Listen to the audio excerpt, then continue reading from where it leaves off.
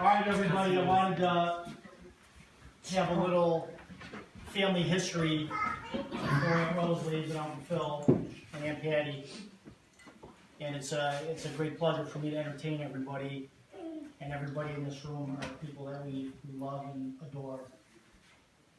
And I wanted to talk a little bit about our family history, partially for my sons and their ladies, and for family members who married into the family. We came from, the typical European immigrant family.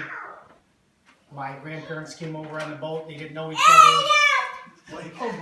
They got married almost in a prearranged kind of thing. My grandpa knew my grandma's brother. He said, this guy's looking for a wife. Okay, they got married. I think she was 16. Yeah, she was 17, something like that. 17. And this is the Depression era, pre-Depression era. And they had 10 children. One of them was my mother. One of them was my Uncle Angelo. Where's Uncle Angelo? Uncle Phil. And Aunt Rose was only 2 of 10 children that were girls. My mother was the other. And my mother was born in 1945. She was the 9th child. And then Uncle Pete was born in 1950, and he was a complete accident.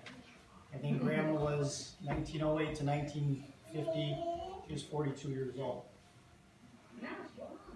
When I was growing up, I spent more time with my grandparents than I did at home because my mom was a single mom and she was a little messed up. And in her childhood, the one person she could rely on to take care of her was Aunt Rose. It was her only sister and her big sister. And if I know the story correctly, she purchased a little kind of rundown building, and my mother lived with her because my grandfather kicked her out of the house. Is this a correct depiction of the story? Okay. And all through the years, Aunt Rose spent most of her money taking care of her brothers. Her mother, she was always there. The one story she tells me that I love is my grandfather, who was an old school guy, had her against the wall with his hand on her throat saying, "I gave you life, I'll take it away," because he thought she was dating somebody. And she actually had a secret job. I had a secret job I didn't even want to tell. She had a secret job. So that's one of the stories I like. But Aunt Rose is near and dear to me because she spent so much time taking care of my mom, and then when I was born, I needed the help. And, I didn't have a father, but I had a lot of good father figures. And my number one father figure in my life is Uncle Phil, which is why my son Samuel Philip Lardino carries that name. And Uncle Phil was a bachelor for a very long time.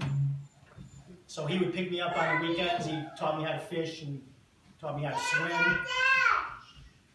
And he just took me into his heart. And he's a big reason why I'm here. Aunt Rose and Uncle Phil helped me pay for college. They were always encouraging me. They were my backbone. But all of them, all my brothers were. They all did. And I wanted to say Uncle Angelo. All of them were good. I lived with him and Aunt Ruth for a long time, and Uncle Angelo has an amazing story because he, out of the army, married a Dutch woman with 4 boys already.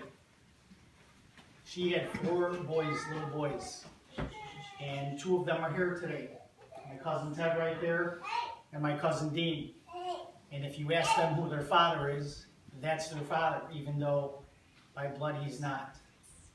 And, I'm proud of Uncle Angelo, and he's going in for heart surgery on December 1st.